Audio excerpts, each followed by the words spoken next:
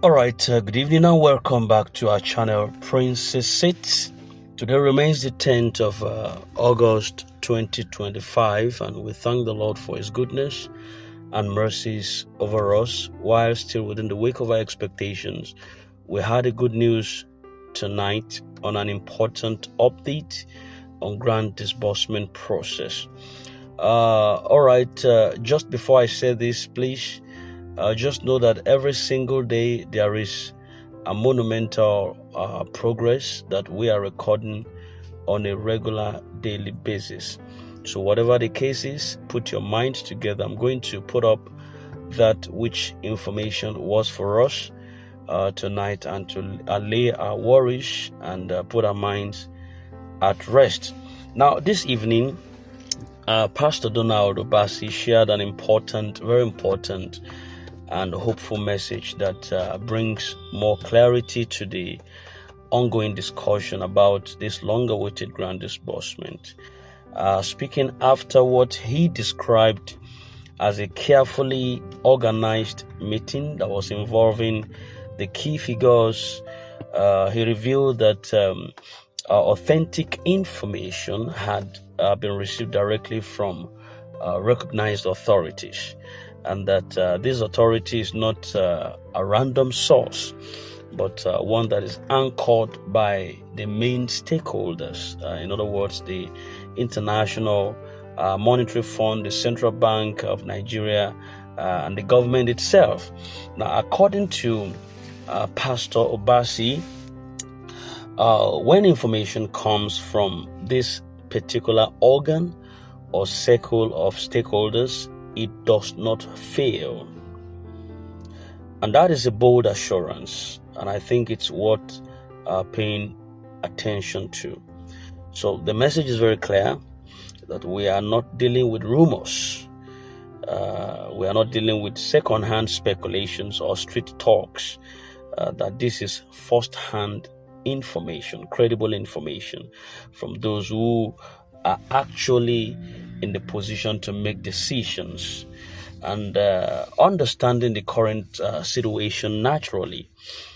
Everyone, partners, subscribers, and participants want the disbursement to happen.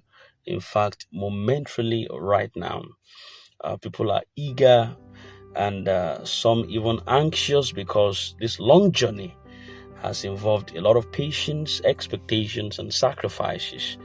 However, Pastor Obasi emphasized something very important, that there is a process and it sure must be respected. Yeah.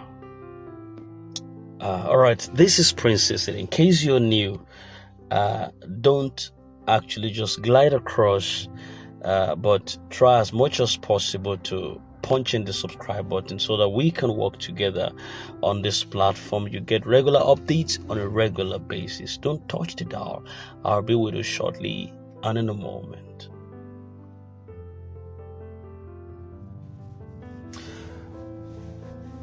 All right, thank you very much and welcome back. We're still on course, and just what we said last, that there's a process to everything and it must be respected. And in matters like this, where large sums of money are involved, multiple international, national, financial institutions and stakeholders, there are steps that cannot be skipped or skidded.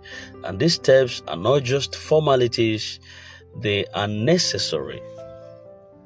You hear what I'm saying? They are very much necessary to ensure transparency, so that no party can later accuse the process of being biased or very much unfair. Human nature tends to forget any act of kindness in time, and will finally come back and lapse back at the person who did them kindness. So you don't have to rush what is not supposed to rush or to be rushed, but instead a due process that needs to be followed. Just because you're agitated and you want to impress somebody, or impress everybody else, then we had to come back again and revisit the process, and it takes us time where we're supposed to have skidded.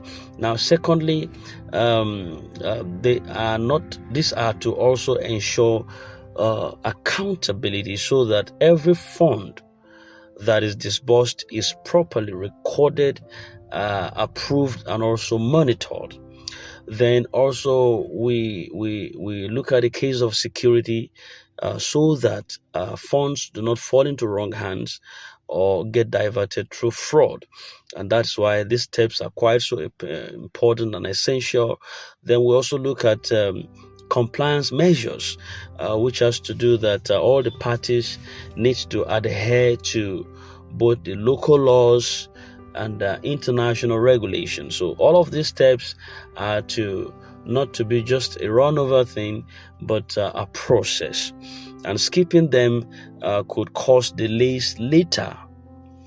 It could also cause some legal troubles or even complete suspension of this program. So you see a lot of bottlenecks and some other stuff that needs to be put into account that will go beyond just, hey, I'm agitated just because the people are in the hospital, they need to pay their bills. In other words, what is worth doing is worth doing well. What is worth doing at all is worth doing well. Now, the key figure who also holds the final trigger, according to that information, one of the most significant details that Pastor Obasi shared is that the highest authority who has the direct responsibility to effect this disbursement is not yet in Nigeria. And this person is not just a middle level official. From the way Pastor Donald described this individual, this is someone with a final decision power, possibly the final signatory or key approver whose action would release the funds intentionally. According to the authentic information that was received, this important individual is scheduled to arrive in the country by Thursday. This new week we just entered today is expected to be around by Thursday this week. And this changes the conversation entirely. That is supposed to mean that until this person, this individual, the key stakeholder arrives, no matter how ready other processes or documents may be, the final button cannot and never be pushed without his presence. And now, why this person's arrival matters so much, Pastor Obasi explained that as soon as this person lands in Nigeria, some activities would begin to happen, like activities that need to be vetted would be vetted. This means that every document, every list, every detail will be thoroughly checked and confirmed. Vetting here is not just a formality, it's the official examination to finally ensure that all processes, paperwork, and beneficiaries are correct. Everyone is correct.